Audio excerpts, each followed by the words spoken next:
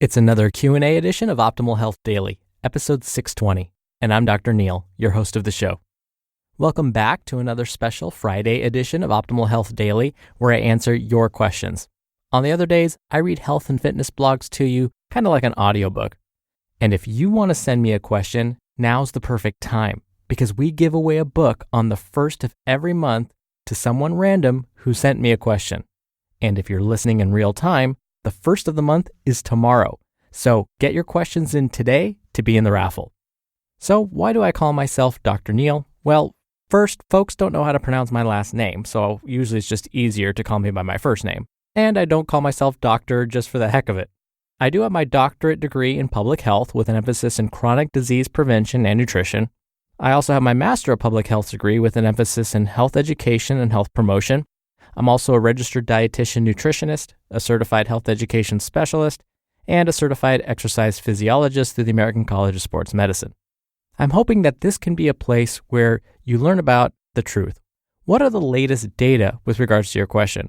What do recent studies say about the topic you have a question about?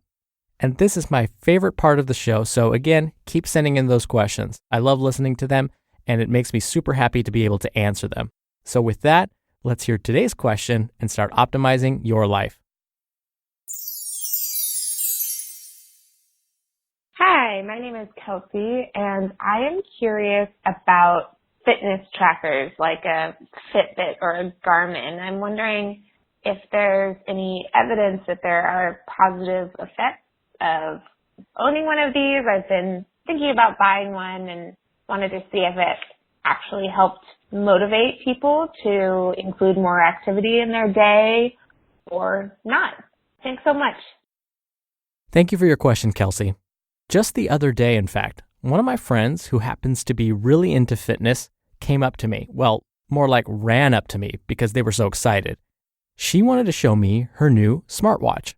She was showing me how it tracks nearly every movement, from walking to jogging to even bicycling and swimming. With just a couple of rotations of the watch face dial, she could go into waterproof mode, and the watch would begin tracking her swimming strokes. Technology has been progressing so quickly, it's hard for me to keep up with all of these newfangled doohickeys. So I thought to myself, how accurate are these things at tracking all of these movements? And as you mentioned, Kelsey, do they help keep us motivated and exercising more consistently? Well, let's find out. When it comes to their accuracy, as you can imagine, it varies by brand and the type of exercise being performed. I realized that some of these devices even track your sleep, which totally blows my mind.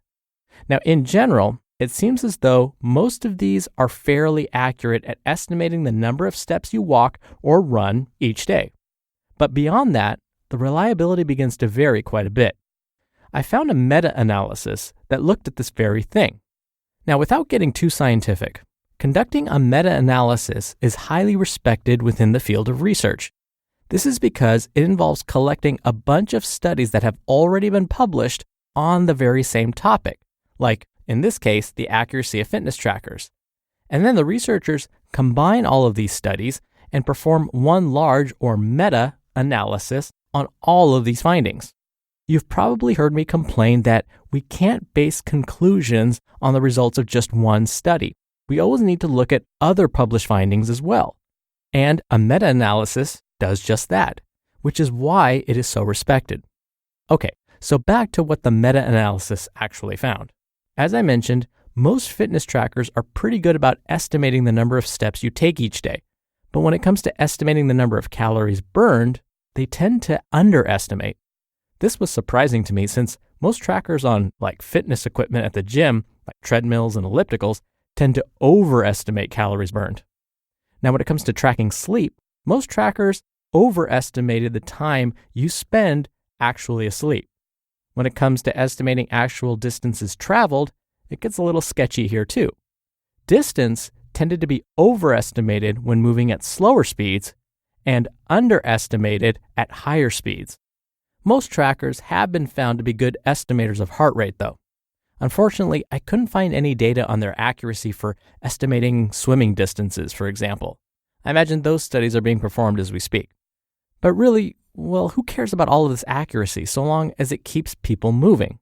It turns out that fitness trackers do keep folks motivated, but in the short term. So, having a new gadget, or newfangled doohickey as I called it earlier, can be a good motivator soon after you purchase it. Just like my friend that came running up to me showing me all of her tracker's features. But that newness tends to wear off over time. Just like when we were kids. You finally got that brand new toy and swear you'll play with it forever, only to find it in the garage collecting dust a month later. To keep that sense of novelty alive, we need to find ways to keep things interesting. For example, you could think of the tracker as a game and try and beat your previous scores. Once you get tired of that, you could join a group and track your progress together, or create a friendly competition. The other issue is that these trackers don't provide users direction for improvement. So let's say you hit a plateau and don't know how to proceed. The trackers won't tell you how to break through that plateau. Or say you want to get bigger shoulders like I have been told I need to do. These trackers won't help show you how to go about this. So, how long does the motivation actually last? Based on the data I have seen, about 4 weeks. But here's my bottom line. If purchasing a fitness tracker helps someone go from exercising sporadically to becoming more committed and consistent, even in the short term, then by all means it's worth it. I always try and weigh whether the behavior is more likely to help or harm the person. In this case, the risk of harm is minimal, except maybe to your pocketbook. Instead, a fitness tracker has a number of potential benefits. Plus, they can help you become more aware of your other health habits like sleep, or even your food intake. And we know that even small wins can help transform lives. So, if you end up purchasing a fitness tracker, just know that the accuracy can vary, and to keep you motivated, especially after that first month, consider making the tracking process more interesting by creating some friendly competition or getting your friends to join you on your fitness path. Thank you again for your question, Kelsey. You'll be entered into a very small raffle every month to win a book, and the next giveaway is tomorrow, so best of luck. Now, if you want to submit a question and have a chance to win a book tomorrow, it's really easy. You can call in your question. The number is 61 I love OHD. Or you can submit your audio question at oldpodcast.com/ask. That'll let you record your question, listen back to it, and then submit it to us. Again, that's oldpodcast.com/ask. All right, that's another week of Optimal Health Daily in the books. Thank you, as always, for listening every day and all the way through. Have a wonderful weekend, and I'll be back here on Monday where your optimal life awaits. Hello, Life Optimizer. This is Justin Malik, creator and producer of this show and Optimal Living Daily, the brother podcast of this one. Literally, I'm Dr. Neil's brother. If you like the format of this show, you'll love Optimal Living Daily too, where I also read to you from blogs, but cover other topics like personal development, finance, and minimalism from bloggers like Derek Sivers, The Minimalists, Zen Habits, and many more.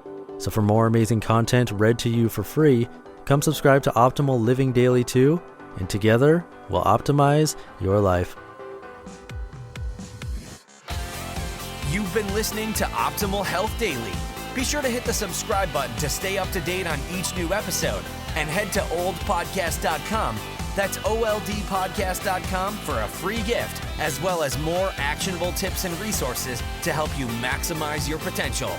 Thanks for joining us, and remember, your optimal life awaits.